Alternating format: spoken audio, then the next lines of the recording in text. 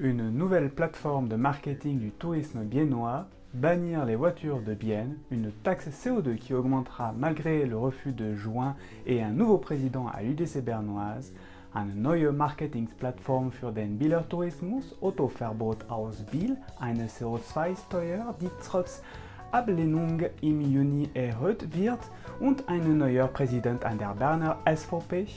Bonjour à toutes et tous et bienvenue dans votre bulletin d'info régional de Bienne et ses environs. C'est Julien et on reprend gentiment après la pause estivale.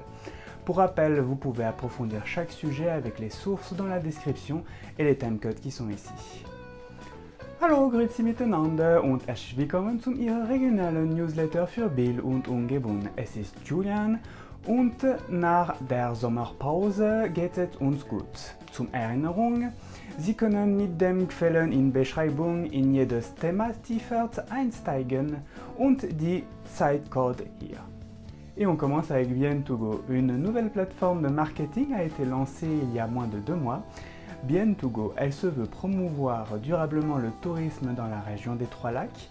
La plateforme est dirigée par le tourisme Bienne-Zélande et soutenue par la ville de Bienne, la guilde de la rue de Nido et City Biel-Bienne. À moyen terme, Bien2Go espère être la plateforme de référence pour Bienne et la région en matière de tourisme, afin de placer enfin de nouveaux acteurs individuels sous le même toit dans notre région. Elle fonctionne aussi en synergie avec Bienbon, le bon d'achat. Vor weniger als 2 Monaten wurde eine neue Marketingplattform lanciert, Bien2Go. Sie zielt darauf ab, den Tourismus in Pays des Trois-Lacs nachhaltig zu fördern. Die Plattform wird von Tourismus Bienne-Zélande verwalten und von der Stadt Biel, der Gilde der Rue de Nido, unterstützt und Stadt Biel-Bienne. Mittelfristig will Bien2Go die Benchmark-Plattform für Biel und die Region in Sachen Freizeit sein, um ähnlich viele einzelne Akteure in unserer Region unter den Dach zu platzieren. Es funktioniert auch in Synergie mit dem Grundschein von Bienbon. Enchaînons maintenant, allons-nous bannir les voitures à Bienne? Alors que cela sonnait plus comme une blague provocante qu'un réel but réaliste, le projet d'exclure les véhicules motorisés continue de faire parler à lui à Bienne. Entre taxation toujours plus grande, attractivité en berne et ce projet, où iront nos professionnels?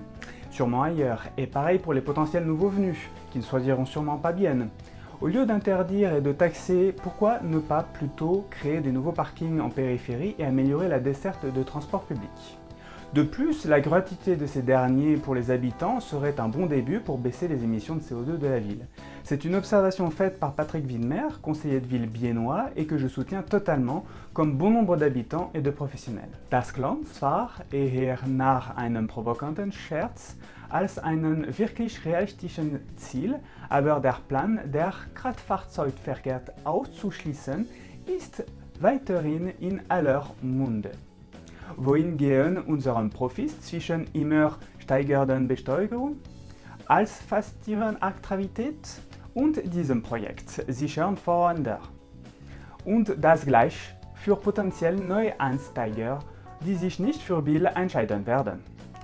Warum nicht mehr Parkplätze am Stadtrand schaffen, statt zu verbieten und zu besteuern und das öffentliche Verkehrsangebot verbessern. Darüber hinaus wäre eine kostenlose Bereitstellung für die Bewohner ein guter Anfang, um den CO2-Ausstoß der Stadt zu senken.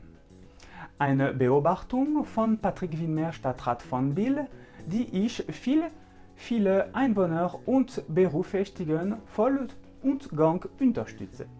Actualité suivante, Manfred Bühler, le nouveau président bernois.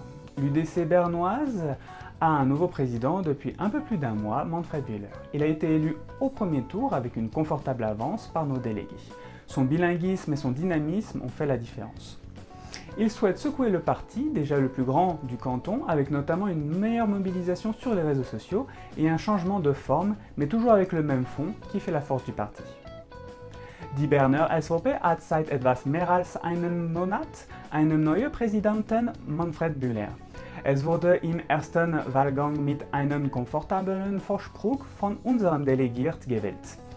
seine Zweisprachigkeit, seine Bilinguisme und Dynamik machen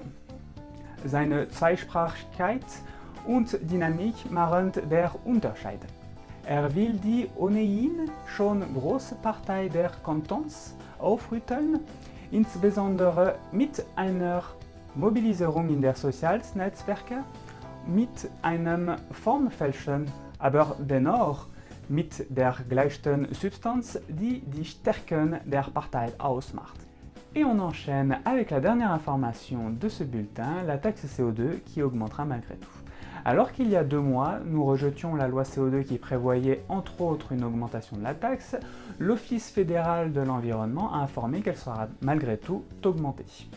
Car la loi actuelle prévoyait déjà un mécanisme d'augmentation de cette taxe, elle passera donc en 2022 de 96 francs par tonne de CO2 à 120 francs par tonne. Ce sera la dernière fois qu'elle sera augmentée car la loi de révision n'a pas été acceptée en juin dernier. Während wir von 2 Monaten das CO2-Gesetz, das unter anderem eine Steuererhöhung beinhaltete, abgelehnt haben, hat das Bundesamt für Umwelt mitgeteilt, dass sie trotzdem erhöht wird. Denn das geltende Gesetz sah bereits einen Mechanismus zur Erhöhung dieser Steuer vor. Im Jahr 2022 sinkt die damit von 96 Franken pro Tonne CO2 auf 120 Franken.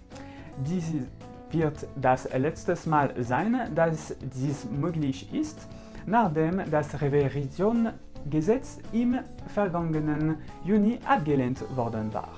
Et voici qui clôt cette édition, merci de l'avoir suivi. N'hésitez pas à vous abonner, à liker et à commenter afin que l'on discute des points abordés.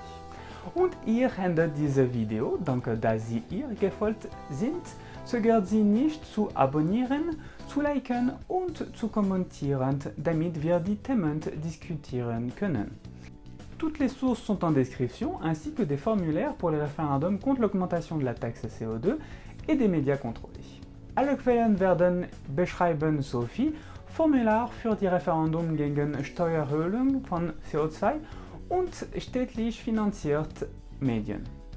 D'autres nouvelles vidéos arrivent bientôt, abonnez-vous pour ne pas les rater, bald kommen noch mehr neue Videos, abonniert und ihr nicht zu verpasst. Merci vielmals, à la prochaine, tschüss und auf Wiedersehen.